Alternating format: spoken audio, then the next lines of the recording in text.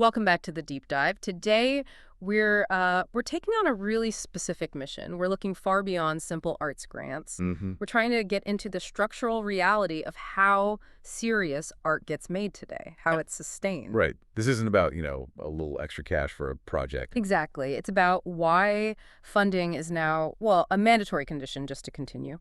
Our sources for this come from the artist known as DWLOOS.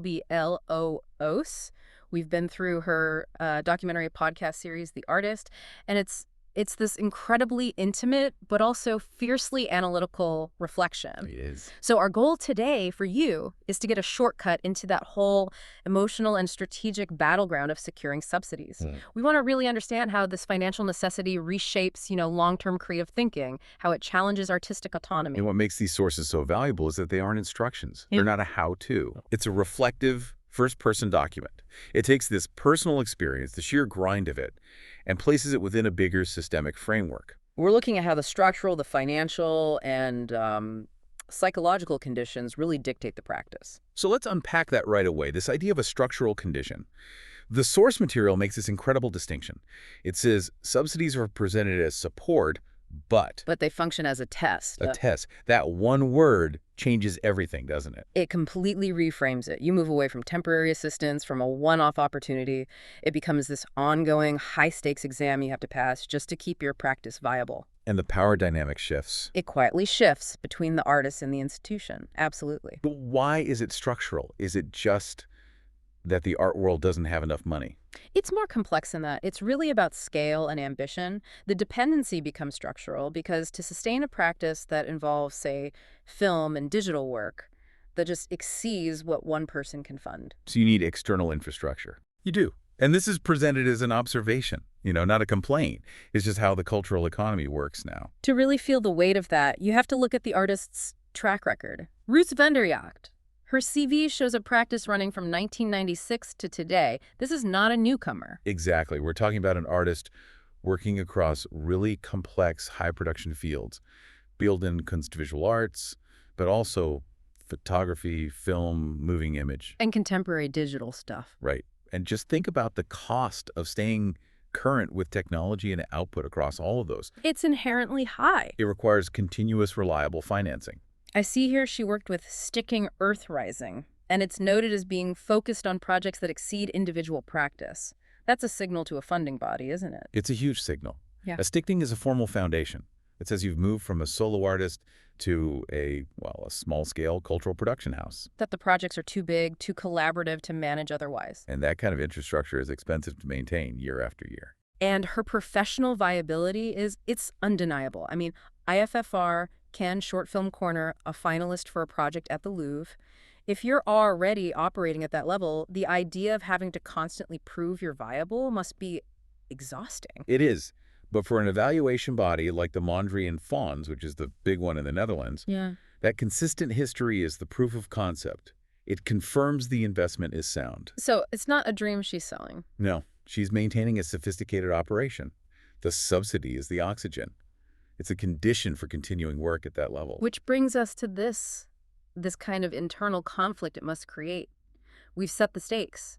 Now let's talk about the impossible tightrope you have to walk. This moves us into the tension between hope and calculation. And this is where it gets really fascinating. The core contradiction the source identifies.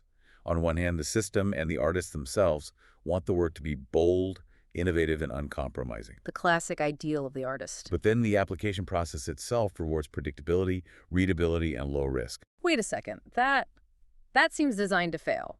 If you reward low risk, doesn't that just kill innovation? That is the fundamental tension. It's like the funding mechanism is set up to reward the safest possible version of a bold idea. That's a great way to put it. Mm-hmm. The artist has to balance their genuine belief in the work with this calculated performance for a committee. And the source notes that optimism has to be carefully rationed. Rationing optimism. That's a genuinely brutal phrase. What does that even look like? Are you writing two versions of the proposal?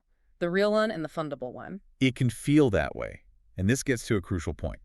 Language as a shaping force. The funding language is required before the work is made. Right. You have to translate artistic vision into institutional language. So you're translating intuition into measurable outcomes. Radical ideas into policy-friendly deliverables. It's a translation job. And that's where the strategy hijacks the intuition. You start anticipating the evaluation, the criteria on the form.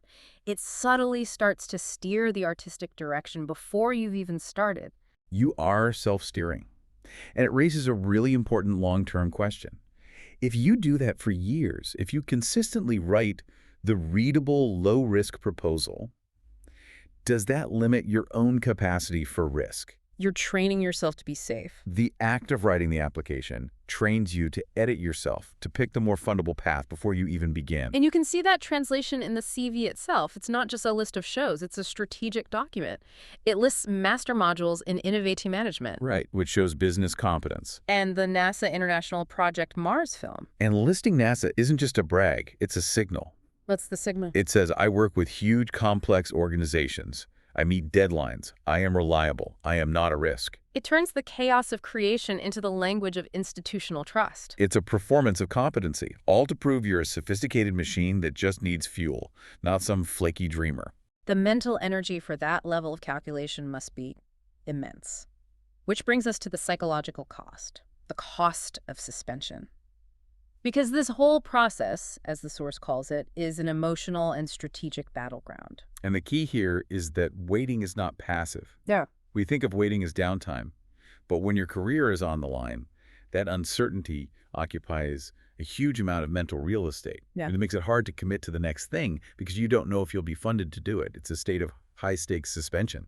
And it's not a one-time thing. That's the other part of this. It's a cycle. The career sustains itself through this rhythm that normalizes the uncertainty. You write proposals, you wait, you doubt yourself. You adjust the idea, you resubmit, you start the next one. It's a hamster wheel of constant recalibration. That repetition must be what wears you down. It is. It's necessary for persistence, sure, but it also means that feeling of precarity, it never really goes away. Yeah. And that's why the podcast series, The Artist, is so powerful.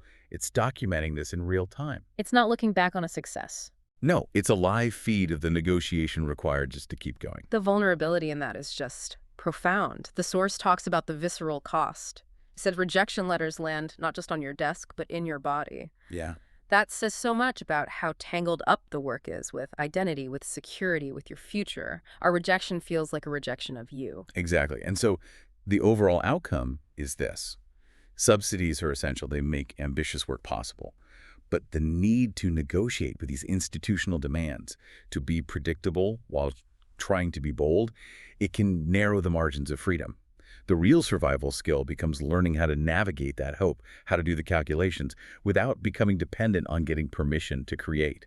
So after this deep dive, what does this all mean for you? We've explored subsidies not as simple support, but as a system of hope under constraint, where the need for funding transforms creative practice into this career-long negotiation between your own vision and systemic reliance. And the critical insight here from double Klebelia-Rose is about persistence, not just success. The value is in understanding what's required just to keep the machine running, the constant emotional and practical exposure. It's not about whether you get one grant. No. It's about the fact that persistence itself becomes the real metric of success within this whole structure. So here's a final thought for you to take away. If precarity is just normalized, if it's built into our cultural infrastructure, then doesn't the act of seeking subsidies itself become a kind of documented performance of artistic labor? Just look at the existence of the podcast series, The Artist. It makes you wonder, is the true artwork the application itself, the documented effort of simply trying to continue? Something for you to mull over. We'll see you for the next deep dive.